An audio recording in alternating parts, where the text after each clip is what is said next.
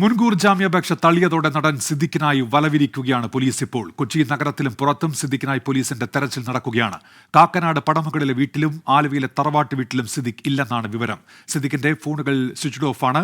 പ്രത്യേക അന്വേഷണ സംഘം തിരുവനന്തപുരത്ത് നിന്ന് ഉടൻ കൊച്ചിയിലെത്തും. സിദ്ദിഖ് വിദേശത്തേക്ക് കടക്കാതിരിക്കാനുള്ള നടപടികളും അന്വേഷണ സംഘം സ്വീകരിച്ചു. പരാതിക്കാരിക്കെതിരെ സിദ്ദിഖ് ഉയർത്തിയ വാദങ്ങൾ മുഖവിലക്കെടുക്കാതെയാണ് മുൻകൂർ ജാമ്യാപേക്ഷ ഹൈക്കോടതി തള്ളിയത്.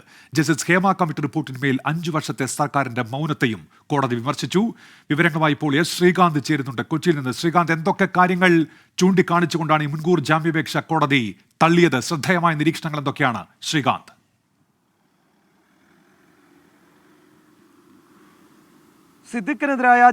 സിദ്ദിഖിന്റെ മുൻകൂർ ജാമ്യാപേക്ഷ തള്ളിക്കൊണ്ട് കോടതി പറഞ്ഞിട്ടുള്ള കാര്യങ്ങൾ ഇപ്രകാരമാണ്. ഇദ്ദേഹത്തിനെതിരെ സാഹചര്യ തെളിവുകൾ ധാരാളമുണ്ട്. മാത്രമല്ല, കസ്റ്റഡിയിൽ ചോദ്യം ചെയ്യാൻ ആവശ്യമായ രേഖകൾ, തെളിവുകൾ കോടതി മുൻപാകെ എത്തിയിട്ടുണ്ട്. പ്രഥമ ദൃഷ്ട്യാ ഈ തെളിവുകൾ പരിശോധിക്കുമ്പോൾ സിദ്ദിഖ് കുറ്റക്കാരനെന്ന് ബോധ്യപ്പെടുന്നു എന്നും കോടതി ചൂണ്ടിക്കാട്ടിയിട്ടുണ്ട്. കസ്റ്റോഡിയൽ ഇൻട്രോഗേഷൻ വേണം, വൈദ്യപരിശോധനയ്ക്ക് സിദ്ദിഖിനെ വിധേയമാക്കണം, കൂടുതൽ പരിശോധന, അന്വേഷണം ഇക്കാര്യത്തിൽ ഉണ്ടാകേണ്ടതുണ്ട് എന്നും കോടതി വ്യക്തമാക്കുന്നുണ്ട്. സാക്ഷികളെ സ്വാധീനിക്കാനും തെളിവ് നശിപ്പിക്കാനും സാധ്യതയുണ്ട് സിദ്ദിഖിന് മുൻകൂർ ജാമ്യം നൽകിയാൽ എന്നും കോടതി വിലയിരുത്തുന്നു. ശേഷം നിശ്ചിതമായ വിമർശനങ്ങൾ കോടതിയുടെ ഭാഗത്തു നിന്നും വന്നു. സർക്കാരിനെയാണ് കോടതി വിമർശിക്കുകയുണ്ടായത്.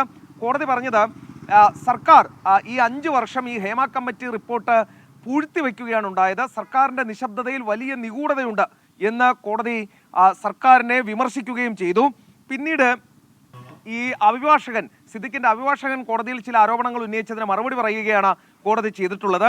സിദ്ദിഖിനെതിരായ പരാതി ഗൗരവതരമാണ്. ഒരു സ്ത്രീ, അവരെ അപമാനിച്ചുകൊണ്ടാകരുത് ഇത്തരത്തിൽ വാദമുഖങ്ങൾ അവതരിപ്പിക്കേണ്ടത്. ഒരു സ്ത്രീ എല്ലാ തരത്തിലുള്ള ബഹുമാനവും സമൂഹത്തിൽ അർഹിക്കുന്നുണ്ട്. സിദ്ദിഖിന്റെ അത് മാത്രമല്ല, അതിൽ പറയുന്ന ഒരു കാര്യം, പരാതിക്കാരിക്കെതിരെ സിദ്ദിഖ് ഉയർത്തിയ വാദങ്ങൾ പൂർണ്ണമായും തള്ളുകയാണ്. പരാതിക്കാരിക്ക് വിശ്വാസ്യതയില്ലെന്ന വാദം അനാവശ്യമാണെന്ന് കോടതി പറയുന്നു. ലൈംഗിക അതിക്രമത്തിനിരയായി എന്നുവെച്ച് പരാതിക്കാരിയുടെ സ്വഭാവത്തെ മോശമായി നിങ്ങൾ കാണരുത് എന്ന് കോടതി പറയുന്നു. പരാതിക്കാരിയുടെ അതിജീവനമാണ് പരിഗണിക്കേണ്ടത്. പരാതിക്കാരിയെ ആക്രമിക്കുന്നത് നിശബ്ദയാക്കാൻ വേണ്ടിയാണെന്നും കോടതി ഇന്ന് പറയുന്നുണ്ട്. അതായത് അടിമുടി ഈ കേസിൽ പ്രതിക്കെതിരെയാണ് കോടതിയുടെ ഭാഗത്തുനിന്നും കാര്യങ്ങൾ വന്നിട്ടുള്ളത്. ഒപ്പം പ്രതിഭാഗം അഭിഭാഷകന് മുന്നറിയിപ്പും താക്കീതും നൽകുന്നു.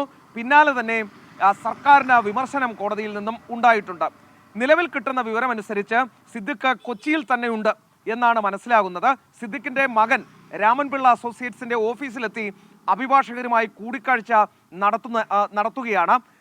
അതിൽ അപ്പീൽ നൽകാനുള്ള നീക്കങ്ങൾ ഇപ്പോൾ നടക്കുന്നുണ്ട്.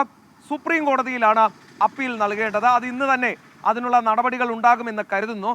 സിദ്ദിഖിന്റെ മകൻ വന്ന ഘട്ടത്തിൽ സിദ്ദിഖിന്റെ മകനോട് ഇത് സംബന്ധിച്ച ചോദ്യങ്ങൾ ചോദിച്ചപ്പോൾ തപ്പുണ്ടാക്കിയിട്ടില്ല എന്ന മറുപടിയാണ് നൽകുകയുണ്ടായത്. അതായത് സിദ്ദിഖ് ഒളിവിൽ തന്നെ അഭിഭാഷകരുടെ നിർദ്ദേശമനുസരിച്ച് മാറി നിൽക്കുന്നു എന്ന് തന്നെയാണ് മനസ്സിലാക്കേണ്ടത്. അറസ്റ്റിന് വഴങ്ങാൻ എന്തായാലും സിദ്ദിഖിന് താല്പര്യമില്ല എന്നുകൂടി വ്യക്തമാകുന്നു. ഇനി അറിയേണ്ടത് SIT എന്ത് ചെയ്യും എന്നുള്ളതാണ്. അവർ പലയിടങ്ങളിലായി പോലീസ് തപ്പുന്നുണ്ട് സിദ്ദിഖിനെ എന്ന് പറയുന്നു. നെടുമ്പാശ്ശേരിയിൽ ചില ഹോട്ടലുകളിൽ പരിശോധന നടന്നു, പക്ഷേ അവിടെയെങ്ങും സിദ്ദിഖിനെ കണ്ടെത്താനായില്ല. ശരിക്കും SITക്ക് ഇനി ഇതിൽ ചെയ്യാനുള്ളത് സിദ്ദിഖിന്റെ അറസ്റ്റ് എത്രയും വേഗത്തിലാക്കുക എന്നുള്ളതാണ്. അതവർ ചെയ്യുമോ എന്നാണ് കാത്തിരുന്നു കാണേണ്ടത്. ശരി, ശ്രീകാന്താണ് വിവരങ്ങൾ നൽകിയത്.